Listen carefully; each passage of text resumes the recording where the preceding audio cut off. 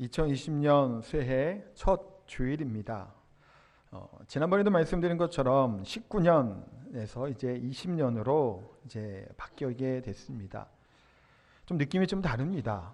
1년, 2년, 3년 계속 가다가 이제 20년 새로운 시작이 밝았습니다. 매일매일 우리가 해야 할 일들을 생각해 보면 사실은 크게 달라지진 않은 것 같기도 합니다. 교회 생활, 가정 생활, 우리가 사회에서 해야 될 일들에서도 보면 사실은 별다른 변화를 못 느낄 수도 있습니다. 예배드리는 이 시간도 변함없죠. 똑같습니다. 또 우리의 마음도 때로는 별로 달라진 것이 없이 나오기도 합니다.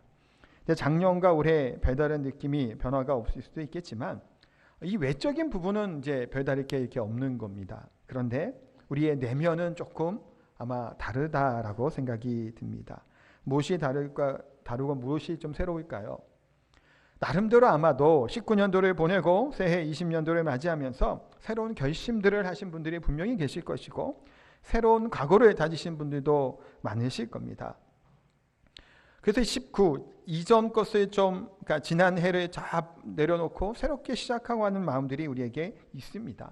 우리 교회 집사님 중에 한 분이 작년 연말에 교통사고를 당하셨어요. 횡단보도를 이렇게 건너시다가 이제 투싼인가요? 하여튼 그 SUV에게 부딪혀 갖고 갈비뼈 2개가 골절이 되고 하나가 좀 금이 가는 좀 이렇게 사고를 당하셨습니다.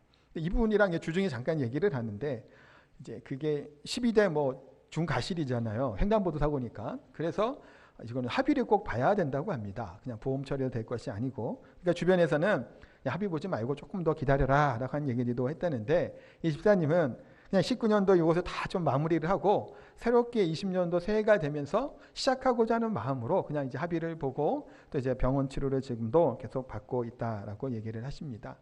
그런 마음들이 우리가 있다라는 거예요. 그냥 이전 사실은 어떻게 보면 그냥 하루하루는 똑같을 수 있죠. 매주 똑같을 수도 있지만 우리의 마음가짐이 조금 다르다라는 것은 우리가 분명합니다. 그래서 새해를 맞이하면서 작년과 다른 아마 새로운 목표들을 세우신 분들도 분명히 있을 것이고 또 목표를 향해서 좀 영적으로 좀 거룩한 좀 경건한 뭔가를 좀 올해는 이루어 나가고자 하고 하는 마음을 가지신 분들도 많으실 줄 압니다. 꼭 이와 같은 마음들 변치 마시고 선한 영향력들, 선한 목표들을 잘 달성하시기 바랍니다.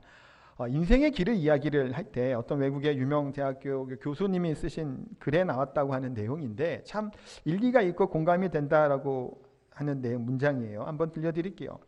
짧고 상쾌한 산책인 줄 알았던 것이 미처 제대로 준비되지 않은 마라톤으로 바뀐다라는 겁니다. 뭐가 그렇다는 걸까요? 우리 인생이 그렇다라고 이분은 이야기를 한 거예요. 어린 시절을 생각해 보면 별로 걱정 근심 안 하고 우리가 삽니다. 저도 그랬던 것 같고 또 저희 자녀들도 이렇게 보면 아직 이제 어리니까 걔네들이 이제 뭔 생각을 하고 그냥 사는지 어떨 때는 모르겠다는 생각도 들어요. 앞으로 미래에 대해서 고민하지 때로는 않습니다. 무엇을 먹을까, 무엇을 입을까, 어떻게 돈을 벌어서 내가 우리의 인생을 살아갈까라고 별로 고민하고 있는 것 같지 않습니다. 그냥 마냥 부모님이 주시는 거 먹고 마시고 입고 행복하게 그냥 이렇게 살아가게 됩니다. 여행을 떠날 때도 마찬가지죠. 계획을 세우고 걱정하고 나름 좀 이렇게 염려를 하는 것들은 부모의 몫이지 자녀들은 그렇지 않아요. 그냥 부모님과 함께 걸어가고 함께 여행하고 다니는 것 그것이 행복하고 기쁨이 된다는 겁니다. 근데 어린 시절에서 이렇게 점점 나이를 먹기 시작을 해요. 장성하게 되고 큽니다. 그러면 어떤 생각을 갖게 될까요? 이 자리에도 우리 수능을 본 20살 청년이 있죠. 아까 찬미가 저 뒤에 앉아 있었는데 저기 앉아 있군요. 일부 예배는 은종이가 앉아 있어서 은종이 얘기를 했는데 지금 찬미가 이제 20살이 됐어요. 20살이 됐는데 지난달과 이번 달과 별로 달라질 게 없단 말이에요. 그런데 고등학생과 대학생은 사이에서 바라보는 인식도 사실은 다르죠. 아무 생각 없이 그냥 부모님 안에서 살다가 이제는 내가 무엇인가를 해야 될 성인이 되는 것이 사실은 큰 차이가 난다는 겁니다. 아직은 어리니까 더 생각을 깊이 안 할지 몰라도 나이를 더 먹어갈수록 무슨 생각을 할까요? 내가 앞으로의 자신의 가야 될 길들을 고민하게 됩니다. 아까도 말씀드린 것처럼 무엇을 먹을까, 무엇을 입을까, 어떻게 살아갈 것인가에 대한 고민과 염려가 없을 수 없다라는 거예요. 그래서 이 교수가 얘기한 것이 이건 거예요. 준비되지 않은 마라톤을 뛰는 것 같은 이게 뭘까요? 숨 가쁘고 힘들다라는 것을 뜻하는 표현인 겁니다. 사실 우리 인생이 때로는 그렇게 준비되지 않은 어려움이 또 숨차오고 힘든 것들이 분명히 있을 겁니다. 그러나 어린아이들이 부모의 손을 꼭 잡고 부모의 그늘 아래 있으며 평안하고 기쁨으로 나아간 것처럼 우리의 인생의 여정들도 우리 주 예수 그리스도 우리 하나님 안에서 또 다른 즐거움과 행복이 가득한 올 한 해가 되기를 바랍니다. 올해 우리 교회의 표가 뭔가요? 보이시죠? 변화라고 이제 표를 정했습니다. 주제 성구는 오늘 본문인 로마서 12장 2절 말씀입니다. 밑에 거 조금씩 있는 거 보이시죠? 글자 4개 있는 거 같이 한번 우리 읽어보도록 하겠습니다. 예배의 변화, 자신의 변화, 교회의 변화, 세상의 변화. 이렇게 4가지의 그런 좀 나름 실정과 목표를 가지고 올 한 해를 이제 시작하려고 합니다. 우리 12장 2절 말씀을 우리 한 번 더 우리가 읽어보도록 하겠습니다. 12장 2절 말씀입니다. 너희는 이 세대를 본받지 말고 오직 마음을 새롭게 함으로 변화를 받아 하나님이 선하시고 기뻐하시고 온전하신 뜻이 무엇인지 분별하도록 하라. 아멘. 로마서 말씀인데 로마서 말씀은 크게 두 부분으로 나뉠 수 있습니다. 전반부는 1장부터 11장까지 내용이 좀 전반부고 12장부터 16장까지가 이제 후반부라고 얘기할 수 있습니다. 그러니까 오늘 우리가 그 주제 말씀으로도 정한 이 12장 2절, 12장 이 부분은 두 번째 단락이라고 해야 될까요? 두 번째 주제에 가장 먼저 나와 있는 본문의 말씀이기도 합니다. 먼저 1장부터 11장까지는 무슨 내용이 나와 있냐면 구원에 관련된 또 이제 교리적인 것들이 1장에 11장까지는 좀 나와 있습니다. 그러니까 우리의 구원받는 것이 혈통으로 노력으로 그런 것들이 아니라는 겁니다. 전적으로 하나님의 은혜다라는 것을 말씀하고 있습니다. 은혜로 인하여 믿음으로 말미암아 구원을 받는다고 하는 이 교리를 뭐라고 보통 얘기를 하죠? 루터가 외쳤던 종교개혁 이신층이 교리가 사실은 이 앞부분에 잘 나와 있습니다. 그러고 나서 우리가 믿음으로 우리가 구원을 받고 의롭게 되었던 우리가 12장부터는 뭔 얘기일까요? 어떻게 살아야 될 것인가 라고 하는 삶의 자세에 대해서 말씀하는 것이 12장의 말씀부터 시작되는 부분이에요.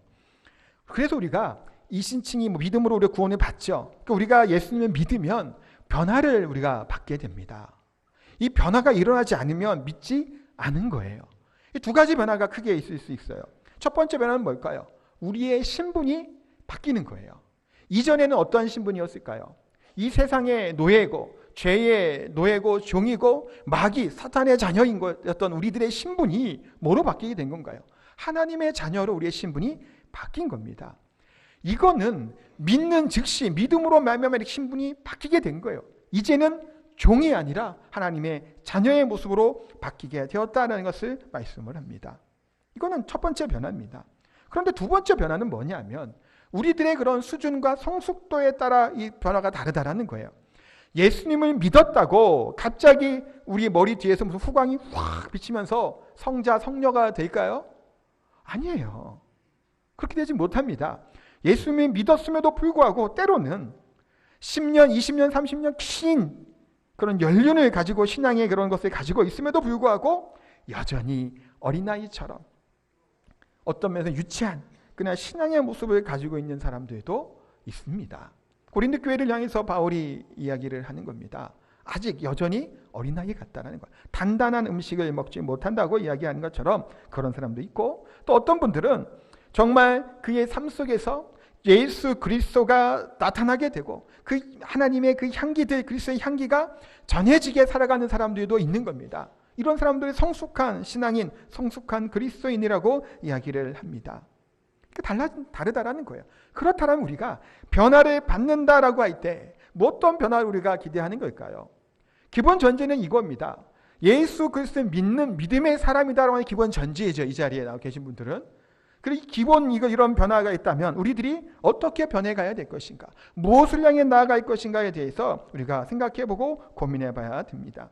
가끔 인터넷의 기사들을 이렇게 보다 보면 이제 경제면도 이제 관심을 갖고 좀 이렇게 보게 되잖아요. 이렇게 보면 삼성에 대한 그 기사들이 가끔 이렇게 나옵니다.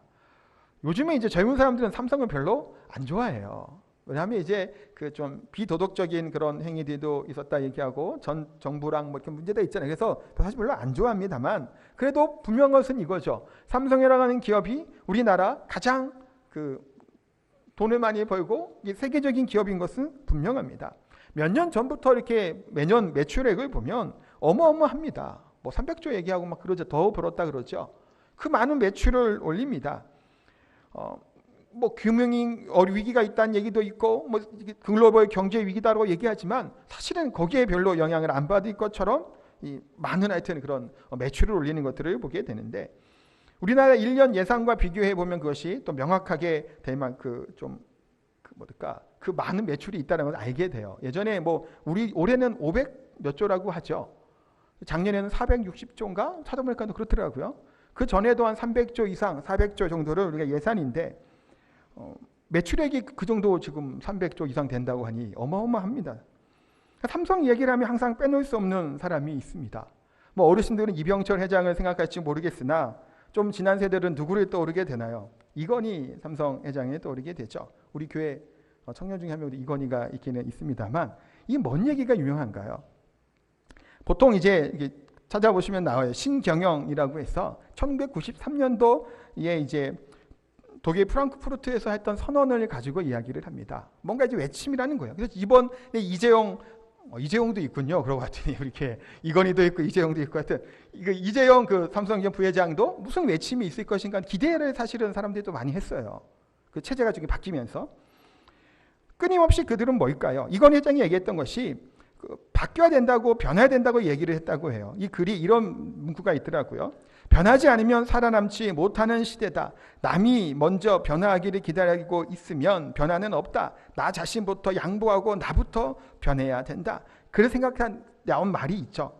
마누라와 자식 빼고 다 바꾸자라고 하는 이렇게 신경영의 외침이 있었다고 해요. 어쨌든 간에 그 이후로 그 외침과 그 선언 이후로 삼성의 그런 체질이 바뀌게 되고 어떤 면에서는 지나치게 그 1등 그런 우선주의를 사실은 좀 표방해 나가죠. 그래서 문제를 일으키는 것도 사실은 물론 있습니다만 그만큼 변화될 것을 촉구를 합니다. 예전에 10대 그룹이 이야기를 할 때 90년대 후반, 2000년대 초반에 봐도 재계 10대 그룹들이 여전히 10대 그룹을 유지하는 경우들이 사실은 많지 않아요. 재계 순위도 바뀌는 경우도 우리가 많이 봅니다. 그만큼 변화되지 않으면 도태된다라고 하는 것이 이 경제나 이렇게 기업에서 이야기하는 부분들이에요. 그러면 우리가 변화된다라고 얘기할 때는 어떻게 우리가 생각해 볼 수 있을까요? 때론 우리가 이 세상을 향해서 비판을 참 많이 해요.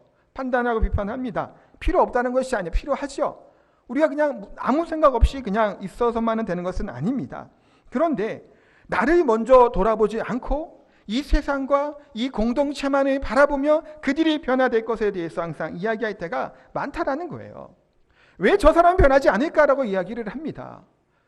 왜 정치인들이 변하지 않을까? 물론 잘 안 변하는 것 같죠?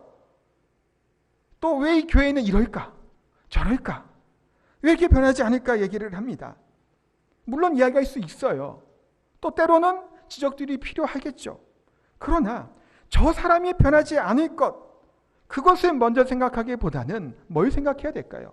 내가 변해야 되는 겁니다. 내가 변하지 않고는 다른 변화가 일어나지 않는 겁니다. 우리 교회가 변화되려면 이렇게 생각을 할 때가 있어요. 왜 우리 교회가 이렇게 변하지 않을까? 누구 때문일까요? 나 때문인 거예요. 우리 모두가. 내가 변한 사람이 한 분 여기 계셔야 뭐가 변하는 거예요? 교회가 바뀌는 겁니다. 변하는 거예요. 이런 교회들이 우리 교회가 변하고 옆에 교회도 변하고 저쪽 교회도 변하면 어디가 변할까요? 제주 땅이 변하는 겁니다. 제주 땅이 변하면 어디로 또 영향을 끼칠까요? 육지의 이런 땅들이 또 변화되어 가는 거예요. 시작은 이 사회가 변하고 세상이 변하고 이 교회가 변하기를 비판하고 판단할 것이 아니라 나 자신을 먼저 하나님 앞에 변화받을 수 있는 저희들이 되기를 소원합니다. 내가 하나님 앞에 먼저 거듭난 하나님의 백성인지를 우리가 먼저 돌아볼 수 있어야 됩니다. 그래서 여기 오늘 본문 말씀을 보면서 좀 의미를 생각해 보려고 하는데 바울 사도는 로마 교회를 향해서 변화를 받으라 라고 그래서 이렇게 말씀을 합니다. 이 변화를 받는다라고 하는 것은 질적인 좀 변화, 좀 새로운 뭔가를 바뀌는 것을 이야기를 합니다. 여기 표를 이제 변화 쓰고 이제 영어로도 좀 이렇게 해놨죠. 영어로도 한 이유 중에 하나는 두 글자밖에 안 돼서 좀 횡한 것도 물론 있었고, 이 의미들을 조금 더 하기 위해서 이렇게 좀 이렇게 영어로도 좀 썼습니다. 보통 우리가 변하다라고 할 때는 뭐 change라고 하는 영어도 써요. 근데 그거랑은 조금 다르죠. 오늘 본문의 영어 성경에서 그렇고 트랜스폼을 이야기하고 있습니다. 그러니까 새로운 물이 변하여 포도주가 된 것과 같은 물질과 형질이 바뀌어지게 되는 완전히 새로운 존재로 바뀌어지는 그 변화되는 것을 이야기를 하는 거예요. 그러니까 내가 마귀의 자녀였다가 뭐로 바뀐 거예요? 하나님의 자녀로 바뀌었잖아요. 이건 뭐 비스무리하게 뭐 된 게 아니에요. 등과 교회는 같이 바꿔놓은 것이 아니에요. 그냥 여기에서 완전히 다른 존재가 됐다는 겁니다. 12명의 예수님의 제자들이 있습니다. 이 12명의 제자들이 3년 동안 예수님을 쫓아다녔어요. 예수님부터 말씀을 듣고 배우고 기도도 배우고 여러 가지 훈련을 받았습니다. 이 제자들은 그런데 예수님이 십자가에 돌아가실 때, 잡혀가실 때 변화된 자의 모습이었나요? 아니었나요? 아니었죠. 다 도망가 버렸습니다. 그런데 성령이 충만함을 받은 이후에 이들은 삶이 변화된 거예요. 죽음을 두려워하고 십자가를 두려워했던 이들이 십자가를 지며 나아가는 삶으로 바뀌었다라는 겁니다. 변화라고 하는 것은 완전히 180도 변화되는 것을 뜻하는 의미예요. 바울 사도 얘기를 제가 최근에 몇 주 계속 했죠. 바울도 어땠나요? 완전히 그 기점이 있잖아요. 바울도 다메섹에서 예수님 만난 이전과 이후가 명확한 사람입니다. 만나기 전에 바울은 어떤 사람인가요? 자기 자랑할 것이 많은 사람이었어요. 이스라엘 족속이고 베냐민 지파고 할례를 받았고 또한 가멜리엘 문화에서 공부를 하였고 다소라고 하는 그 헬레니즘 그 학문도 충분히 공부했던 사람이고 나이 때부터 로마 시민권이었던 귀족 중에 귀족이었다라고 말씀을 드렸잖아요.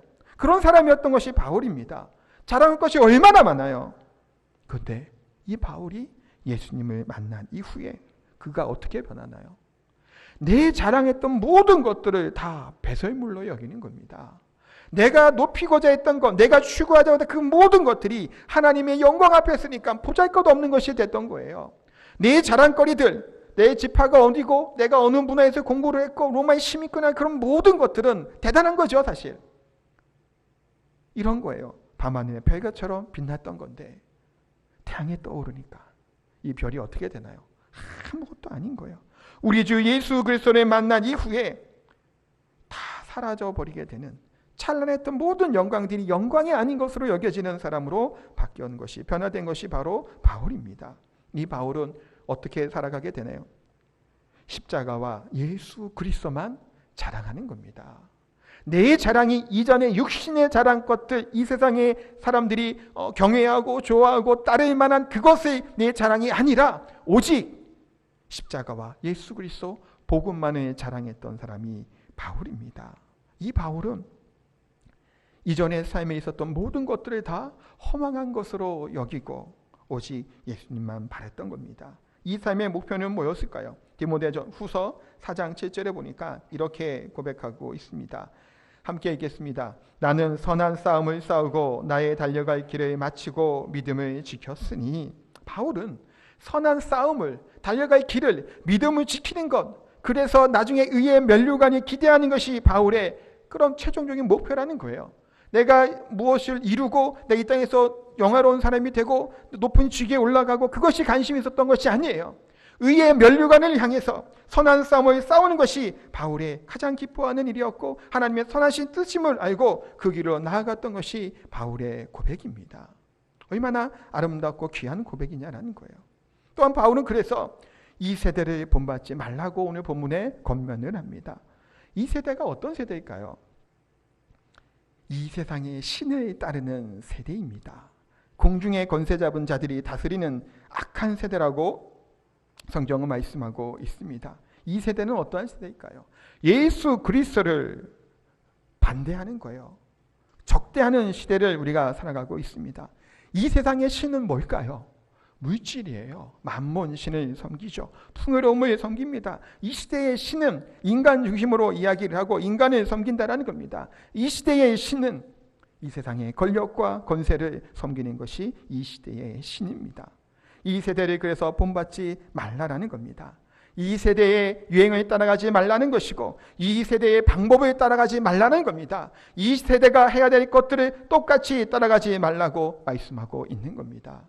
그런데 세상의 관점으로 볼 때 하나님의 방식이 어떻게 보이는 건가요? 어리석어 보이는 겁니다.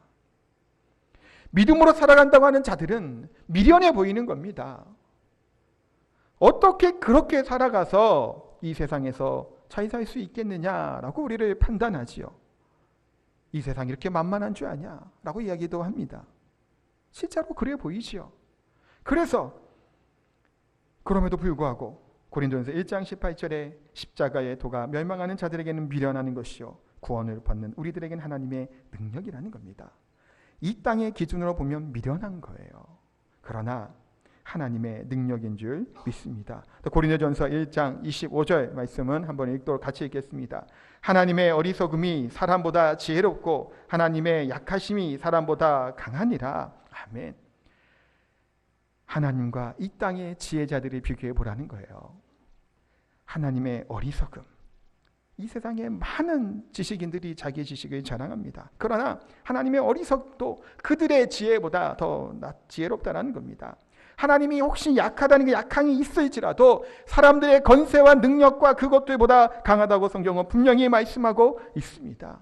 이 사실을 신뢰하고 믿을 때 우리가 이 세대를 본받지 않고 믿음으로 살아갈 수 있을 줄 믿습니다. 출애굽했던 이스라엘 백성들을 한번 생각해 봤으면 좋겠습니다.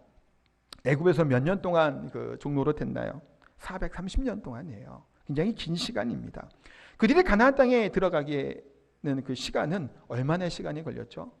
40년이라고 하는 시간이 걸렸습니다. 왜 이렇게 오래 걸렸을까요? 성경은 잘 알다시피 정탐꾼의 그런 보고들이 있었고 이들이 불순종하고 불신앙했습니다. 그래서 40년이라고 하는 긴 시간 동안 광야에서 방황하게 됩니다. 근데 보세요. 이들이 애굽에 있었던 그런 삶은 어떠한 삶인가요? 노예의 삶이에요. 근데 하나님이 이들을 택하셨죠. 애굽에서 끌어내신 겁니다. 그래서 뭐라고 말씀하셨나요? 너는 내 백성이라는 거예요. 너희는 거룩한 백성, 택함받은 백성이라고 하나님이 말씀을 하는 겁니다. 그런데 이들은 어떨까요? 여전히 노예로 사는 거예요. 노예의 마음이 머릿속에 가득한 겁니다. 패배자의 같은 삶을 살아가는 거예요. 하나님의 자녀다운 삶을 살지 못하는 겁니다. 이것을 다 제하여버리고 훈련하고 연단하는 기간이 몇 년이라고요? 40년인 거예요. 이와 같은 고난의 시간입니다. 강야의 훈련 시간이라는 겁니다. 이것이 쉬운 일이 아니었겠죠. 어떤 누구도 출애굽한 이후에 가나안 땅에 못 들어가고 이스라엘 백성들이 그대로 강에서 죽기를 원했겠냐라는 거예요. 그러나 하나님은 광야의 여정을 준비하시고 그들을 그곳으로 인도하셨다는 겁니다. 왜 그랬을까요? 하나님의 저주인가요? 하나님의 심판인가요? 아니라는 거예요. 하나님께서는 이 세대를 애굽 땅의 그런 모든 악한 우상을 숭배했던 이 세상 풍속들을 따르지 않게 하기 위한 하나님의 배려와 하나님의 은혜가 바로 40년 광야 훈련의 여정이라는 겁니다. 가나안 땅에 들어갔던 이들은 어떤가요? 가나안 땅의 우상들을 또 섬깁니다. 하나님이 아닌 다른 것에 마음을 두고 그 세대를 본받는 자들이 됩니다. 그들을 어떻게 하셨나요? 바벨론 포로로 흩어버리십니다. 그들을 어떤 면에서 망한 거죠. 그러나 그것이 망한 것일까라는 거예요. 때로는 우리도 우리 앞에 있는 고난과 고통과 어려움, 아픔들이 우리를 기다리고 있고 우리가 힘들게 해요. 누구도 할 것 없이 이 고난의 순간, 어려움의 순간을 원하는 사람은 아무도 없습니다. 그런데 이와 같은 어려움의 기간들, 긴 정말 어둠의 터널에 통과하는 것 같은 그 터널 속에 들어가 있는 느낌이 드는 그 상황에서 그것이 저주와 같고 또 고통스러울 수 있습니다. 그러나 분명한 것은 뭘까요? 그것이 이 세대를 따르지 않고자 하는 하나님의 본받고 하나님의 방법대로 살고자 하는 하나님의 방법으로 우리를 인도하시는 하나님의 선하신 은혜일 수 있다는 사실을 기억하시기 바랍니다. 사랑하는 성도 여러분, 간단한 얘기를 하면 저도 군대에 있을 때 7번의 보직이 바뀌었습니다. 군대 가서 7번 돌아다니는 사람 많지 않아요. 근데 저는 7번 돌아다녔어요. 제가 이 교회 오기 전에 7번을 다녀서 여기가 7번째 교회였습니다. 다니면서. 근데 그것도 여러 번이죠. 때로는 원치 않은 상황에서도 이렇게 사임을 하고 교회로 옮길 때도 있었고, 군대에서도 마찬가지예요. 원치 않은 상황 가운데 제가 갖고 있는 보직을 바꾸게 되고 다른 완전히 부대로 가는 경우도 사실은 있었습니다. 근데 그때 했던 제가 하나님 앞에 고백과 찬양은 뭐였을까요? 신실하신 하나님이었어요. 그런 모든 순간순간에는 고생하고 힘들지만 그 가운데 있는 하나님의 신실하신과 사랑이 분명하다라는 믿음이 있었기 때문에 거기에 대해서 흔들리지 않고 그래도 감사하며 하나님을 찬양했던 것을 기억하게 됩니다.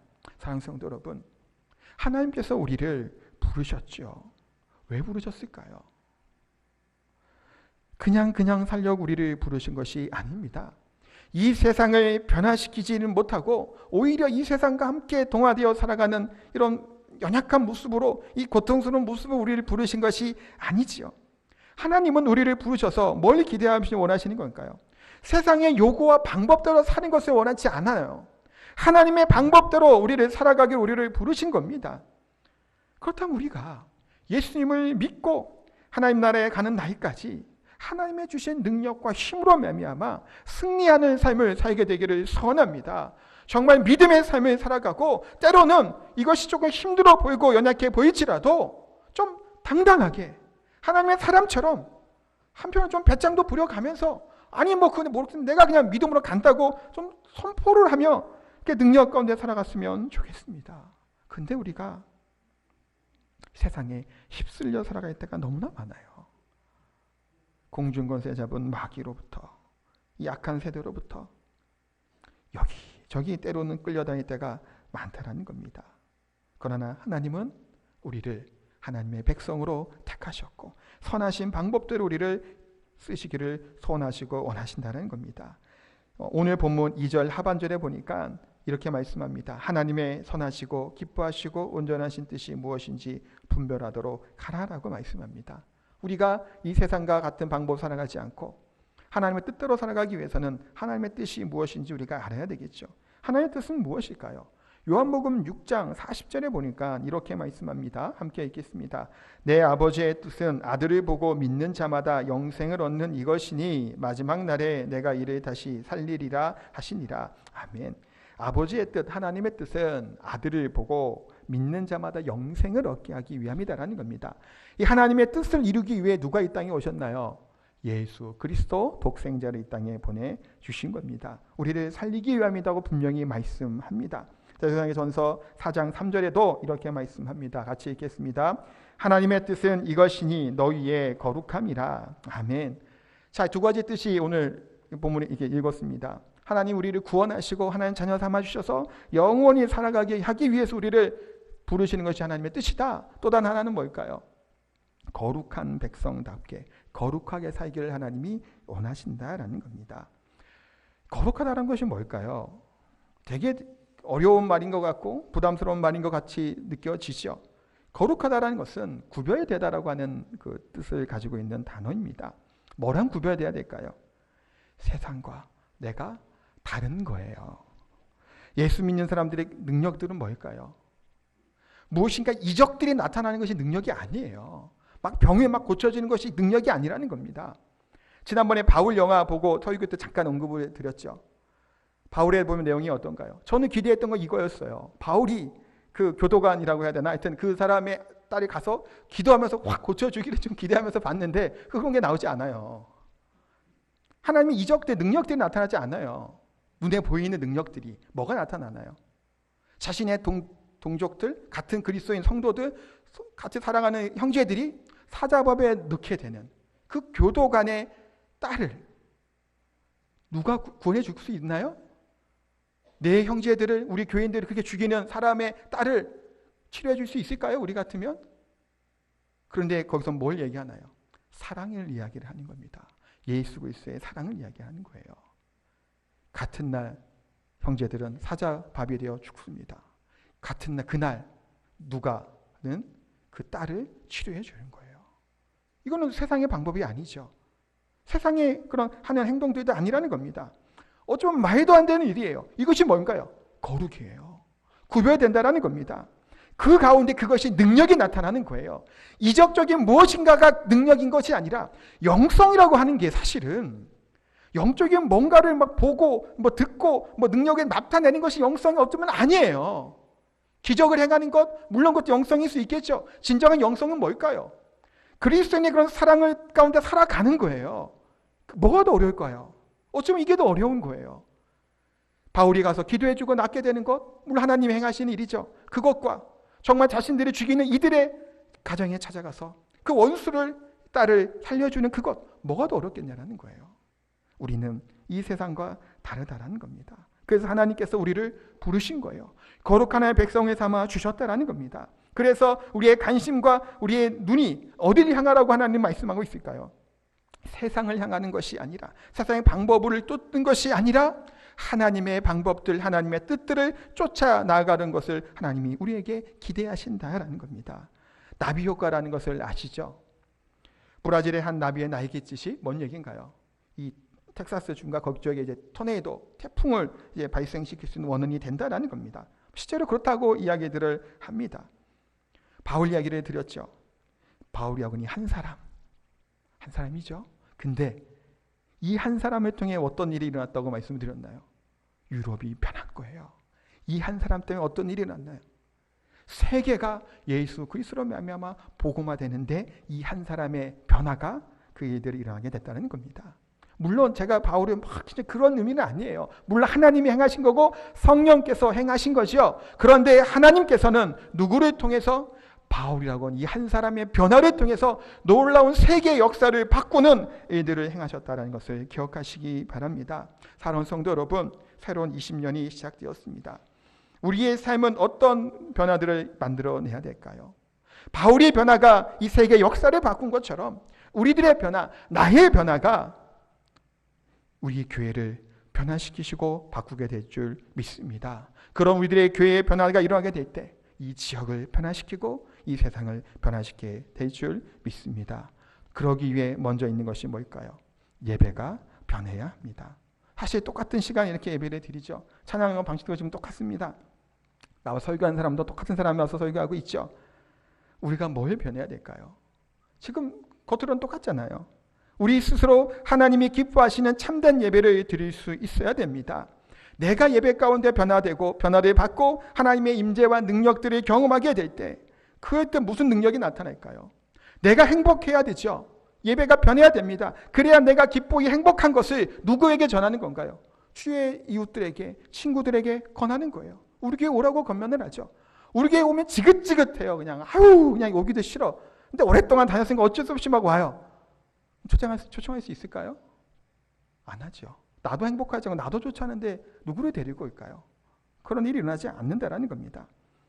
선교하고 전도하는 것, 그러기에 앞서서 먼저 뭐가 있어야 될까요? 내가 하나님 앞에 변화되는 겁니다. 내가 드리는 예배가, 내 자세가 변화되는 것이고 이것이 일어나게 될 때 우리 10년 가운데 부흥이 일어나게 되는 겁니다. 이 부흥이 나 자신으로부터 우리 교회가, 이 지역이 세상으로 변해나가야 될 줄 믿습니다. 2020년 한 해 예수 그리스도 안에서 변화를 받고 새롭게 다시금 나아가는 우리 성도님 다 되시기를 예수님의 이름으로 축복하며 기도합니다. 우리 찬양하도록 하겠습니다. 찬양하고 우리 기도할 텐데 세상의 유혹이 시험이 내게 몰려올 때도 찬양하겠습니다.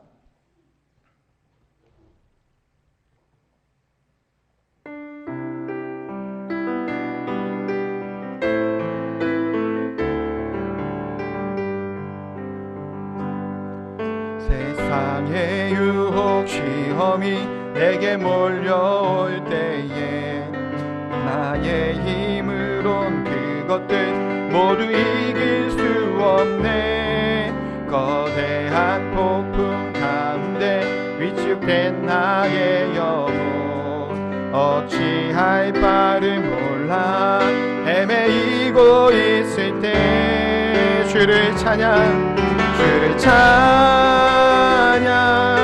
손을 들고 찬양 전쟁은 나에게 속한 것 아니니 주를 찬양 손을 들고 찬양 전쟁은 하나님께 속한 것이 거짓과 속임수로 거짓과 속임수로 가득 찬 세상에서 어디로 갈지 몰라 머뭇거리고 있네.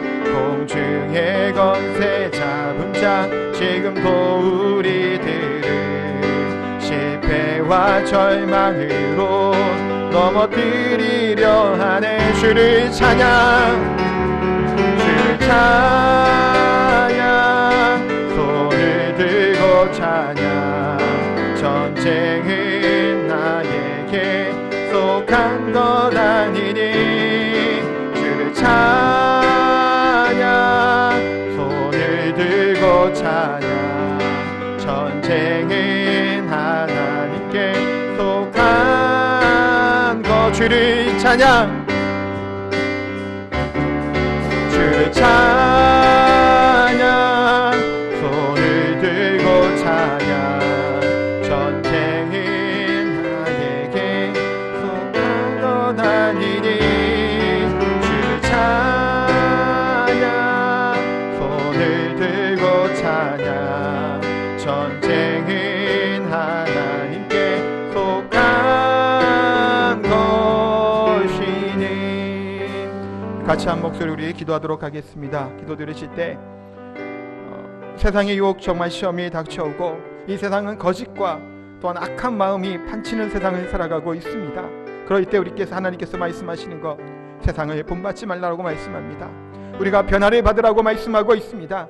이 세상의 방법대로 이 세상이 가는 그 흘러가는 유행대로 따라가는 것이 아니라 하나님 말씀 안에 거하고 하나님 주신 그 은혜 안에 우리가 이 세상을 변화시킬 수 있는 능력 있는 삶이 되게달라고 기도했으면 좋겠습니다. 올 한 해 그래서 우리 스스로 우리 개인적인 부흥들이 변화들이 일어나게 하여 달라고 기도했으면 좋겠고, 이 변화들이 우리 교회의 변화들로 이 지역을 변화시키는데 우리 평안교회가 하나님께 귀하게 쓰여지고 사용될 수 있는 올 한 해가 되게 달라고 말씀을 기억하시면서 합심해서 기도하도록 하겠습니다.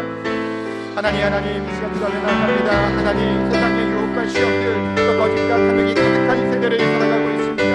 하나님, 그와 같은 세대 가운데 믿음을 지키며 살아가게 하여 주시고, 이 세상을 지키며 이 세상의 방법과 그런 유행 따라 가는 사람들이 아니라 하나님의 방법들로 따라 살아가게 하여 주시고 하나님의 행하신 대로 따라가는 세대의 삶이 되게 하여 주시옵소서. 우리들은 약하고 힘듭니다. 그러나 주님을 찬양하며 주의 주신 힘과 능력으로 말미암아 거기에 살아가는 세대의 삶이 되게 하여 주시옵소서. 주를 찬양합니다. 주의 이름을 높입니다. 주의 거룩하신 감사하게 살아갑니다. 하나님, 우리 한 명을 모든 것을 여호와 되어 살아가는 주의 삶이 되게 하여 주시옵소서. 하나님, 주 하나님 도와주시옵소서. 하나님, 교회가 변하게 하여 주시옵소서. 모두가 변하는 이 세상에 변하시고 되게 하여 주시옵소서. 거룩하고 존귀하신 하나님, 내가 거룩하니 너희도 거룩하라고 말씀하신 것처럼 이 세대와의 악함을 따르지 않게 하여 주시고 우리가 변화를 받아서 하나님의 뜻을 순종하며 살아가는 저희들의 삶이 되게 하여 주시옵소서. 귀한 예물 또한 하나님께 드립니다. 되어진 손길 위에 은혜와 복을 더하여 주시고 우리 사랑하는 성도들 물질적으로 연약 부족하지 않도록 궁핍하지 않도록 하나님 채워주시고 넘치게 하여 주시옵소서. 주신 은혜 가운데 감사하여서 그래서 더 많은 것을 드리고 더 나은 것, 더 가치 있는 것으로 하나님께 드릴 수 있는 믿음의 사람, 헌신의 사람들이 다 되게 하여 주시옵소서. 특별히 올 한 해 하나님께서 복의 복을 더하여 주시고 은혜의 은혜를 더하여 주셔서 하나님 말씀 안에 형통한 삶을 살게 하여 주시고 기도하는 모든 제목들이 예수 그리스도 안에서 이루어지고 성취되어지는 놀라운 은혜의 한 해가 될 수 있도록 함께하여 주시고 붙들어 주시옵소서. 감사드립니다. 예수님의 이름으로 기도하옵나이다. 아멘.